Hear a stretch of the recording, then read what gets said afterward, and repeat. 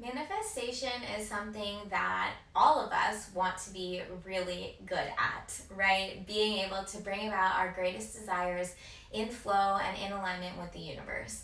Now, the most important thing to understand about manifestation is that it doesn't just happen, right?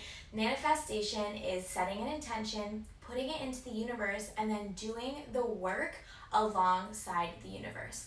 When we manifest, we have to do the work because this is how universe knows how to meet us. How much effort we put out is how much ease they give back. So in conjunction, you're working to bring your dreams to life, but it does require some work. So personally for me, my first step in manifesting is to create a crystal grid. I do this for many reasons. Number one, it helps me solidify my intention. Number two, when I see my crystal grid, it reminds me that I am currently manifesting and I need to keep putting in the work. And number three, I believe in these crystals. They work with the sacred geometry of the earth and with the universe to be on my side and help bring magic about. So let's get into how to create a crystal grid. Now, when you're creating a crystal grid, understand that you are welcome to do this intuitively. There are no right or wrong ways. How I'm guiding you today is definitely suggested, but if you're thinking like that just doesn't really fit, or that doesn't feel right, or I want to do it this way, or I'm going to adjust or adapt or build upon this, please feel free to do that. This is an intuitive and sacred practice, and it needs to be right for you, and you need to honor what your gut is telling you to do. So feel free to adjust in any way. But we're going to go over the traditional way on how to create a crystal grid. So, number one, decide your intention. You're probably going to want to write this down on a piece of paper, but again, if that doesn't speak to you, you don't have to do that. But write it down on a piece of paper and just fold it up. And I like to place mine on my heart for a moment and just say a prayer or take a deep breath with it, really getting in touch with what I'm about to put out into the world. Next, you choose your crystals. So you can do this many ways. Let's say I am creating a grid for protection. I am thinking, okay, I'm either going to use all black onyx, but it's likely that you don't have 10 to 20 black onyx stones unless you've bought them with the intention of using them for crystal gridding. So if you don't have multiples of the same crystal, look at your crystals and see which ones are speaking to you. Of course, you're also going to want to choose crystals that you have the knowledge about, that you know will support your intention. For example, another stone that brings about protection is smoky quartz, pyrite, black tourmaline. So if I have all of those crystals, I'm going to use all of them instead of having 20 black onyx or having to feel like I need to go buy a bunch of extra crystals. I'm going to use all the crystals that have the same healing properties. Feel free to look at your crystals and also look at the area around you. Sometimes you might want to move furniture around. Sometimes you might want to bring nature, like a plant or a flower, into your crystal grid. Maybe you want to bring a candle into it. Anything. Maybe you want to bring some kind of offering, such as a ribbon from your hair or a piece of jewelry. Anything that feels right that might want to go in your grid. Maybe it's a tarot card. Really, it can be anything that you'd like to help bring about what you are manifesting. After you've chosen your crystals, you want to cleanse. So cleansing can be done in many forms. You can use sage or Palo Santo. You can use singing, chanting, bells, drums, singing bowls. You can also use selenite, which is a crystal that we're going to talk about, or that we have talked about actually. Selenite is really, really great at pulling out any heavy energies, right? So you can use it to cleanse all of your other crystals. And making sure not only to cleanse your crystals, but also to cleanse the space that you're going to be putting your grid in. After you've cleansed your space, then you're going to mindfully set your intention. So in the beginning, when you wrote it down, maybe you said a prayer, but now is the time to really get clear on what you're bringing about and take a moment to be one with this intention. You are going to place this in the center of your grid.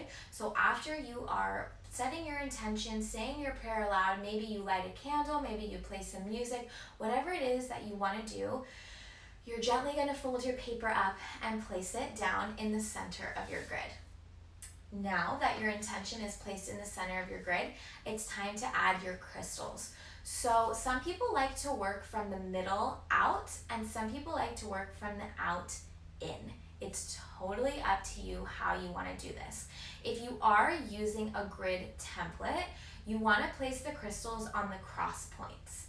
If there are no cross points, such as if you're using a cross or a triangle, you place them on the corners. And if there is one cross point, as in a cross, one in the middle of the cross there. That's usually your center point. However, again, no right or wrong way to do this. So please trust your intuition about where you want to lay your crystals. Finally, when you're laying your crystals, if you don't use a template, that is okay too. So sometimes I'll make a crystal grid just on the floor, and it's not on a flower of life or it's not on a triangle. Usually it does resemble some sort of sacred geometry shape, but you don't have to use a template every single time. So follow your intuition on what is going to serve you best. After you lay your crystals down, you're going to activate your grid. So this is when you need your clear quartz point. If you don't have a clear quartz point, you can use intention to activate your grid. So I would use your hand and just say, with my hand, I'm activating. However, if you have your clear quartz point, you're going to touch it, almost like connecting the dots to each crystal, making sure that you've created a connection point between each and every one until you get all the way to your center intention. After you've activated your grid with your clear quartz, you can either set your clear quartz aside or you can place the clear quartz in the grid. Personally, if I have my clear quartz, I like to put it in the center of my grid, either with an additional crystal, because the clear quartz is going to boost and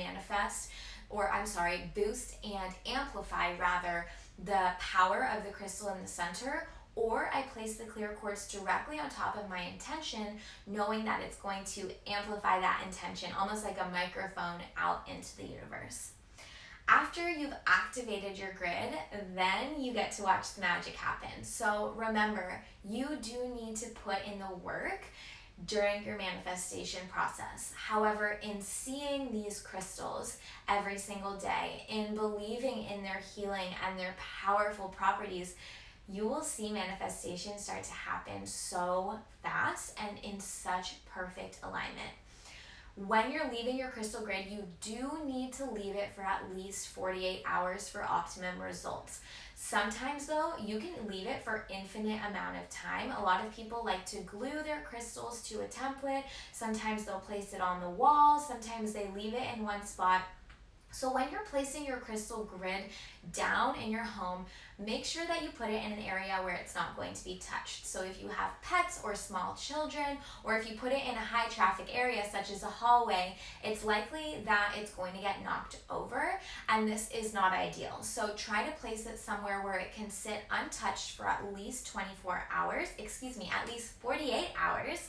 And then after that, it's up to you if you want to put your crystals away or if you would like to leave it there indefinitely. Now, if you want to reactivate your grid but leave it as it is, all you need to do is take the clear quartz point and reconnect all of the crystals, set your intention one more time, and then place that clear quartz back in the center or to the side. That is what is going to reactivate it to bring about all that manifestation energy again.